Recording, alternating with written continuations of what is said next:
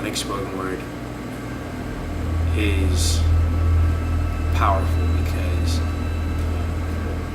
it's a very sort of angular way of saying things that are on people's minds, and that people sometimes just can't articulate.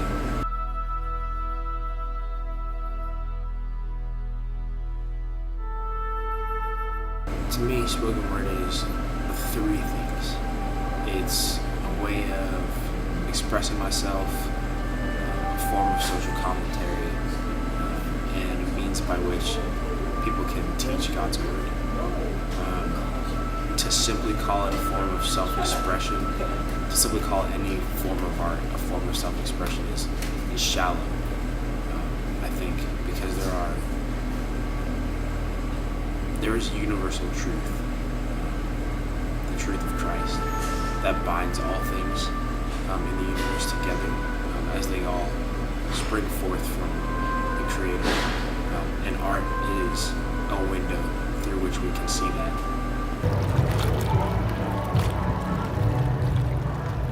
For me, spoken word is kind of like the perfect combination of intellect and emotion all wrapped up inside of art and poetry. Nick has been one of the most active spoken word artists that is in the area. I've seen him grow a lot in the past couple of years as he's just grown in his ability to write and to perform better as a poet. I've seen him in coffee shops and in churches and in schools, and it's been really cool to see how he's been able to affect the community by just being open and genuine and honest with the people and sharing the truth that he honestly believes in and trusts in. Through spoken word, Nick has been used to change lives. After discovering spoken word and realizing the power that artfully crafted words have, I figured, why not try my hand at it? The reason I write spoken word is really because I just like to write poetry. It has spoken to people. People walk up to you, you get emails sometimes, so that's cool. The effect that I hope to have, I hope that my poetry causes people to just examine the way that they live, the way that it's caused me to examine the way that I live. Something I really like about Nick's spoken word is his intelligence. I feel like he brings something that a lot of other artists just don't. Also, he's just really blunt. He doesn't really care if he offends anybody. That's not his concern. He just speaks truth, and that's the objective to him in his art.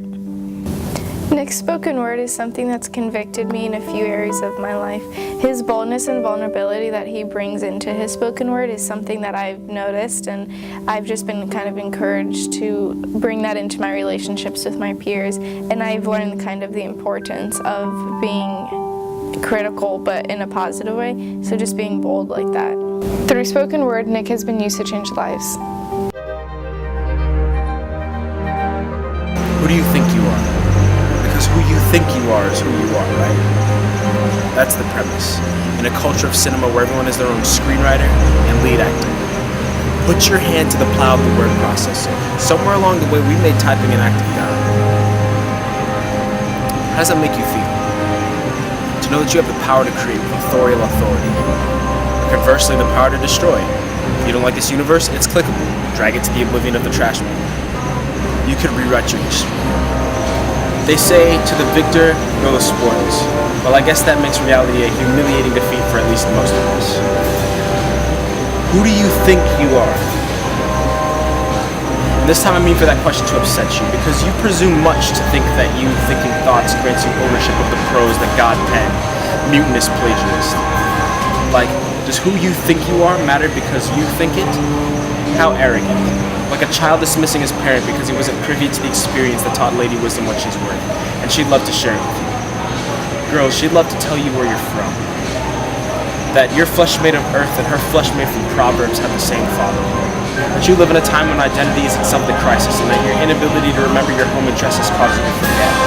You are not territories to be annexed to a republic of pornographic minds by colonial desires. Trust your natives screaming to be avenged. Dread the hoisted colors of the settlers landing upon the shore of your skin, flee the fingertip ships brushing up against epidermal beachheads, threatening to leave indelible marks like the footprints memorialized in the wet concrete of history textbook pages. And guys, you are not vandals, nor are you ringmasters, yet you break into rib cages, ready to leave a mess, unaware that the thing beating within those osseous bars is in fact a beast that you haven't the slightest clue how to domesticate, so you just take aim at it. Because you forget home. Because you forget that we share a roof, a meal, and bloodshed on our behalf. Girls, you are not currency with which one purchases a reprieve from the boredom that haunts these dorm rooms. You are what the stars that stud the night look down upon and envy. Guys, you are not mere carnivores, lips red with the meat of her heart beast. You are princes of high heaven, royalty by birth. So be ye unashamed of your shambling, dust-chanting corpus, for it was the scant of a manger where creation's king was inaugurated and his expedition initiated. You are his frontiers, with arterial loads that run deeper than the wounds that this life leaves. Worth more than the idols that arrange meetings between these floors and your kneecaps, for the value of something is not determined by any arbitrary statement of its worth, but by the length to which the owner would go to claim it, and God has come so far. From prosperity to poverty, our culture has taught us to state that distance in the reverse. Started from the bottom, now we're here. He came from perfect heaven to this imperfect earth. From perfect surroundings to perverse locales. From home to strange places, to locate and name us. Make known his name, Father, so we could be made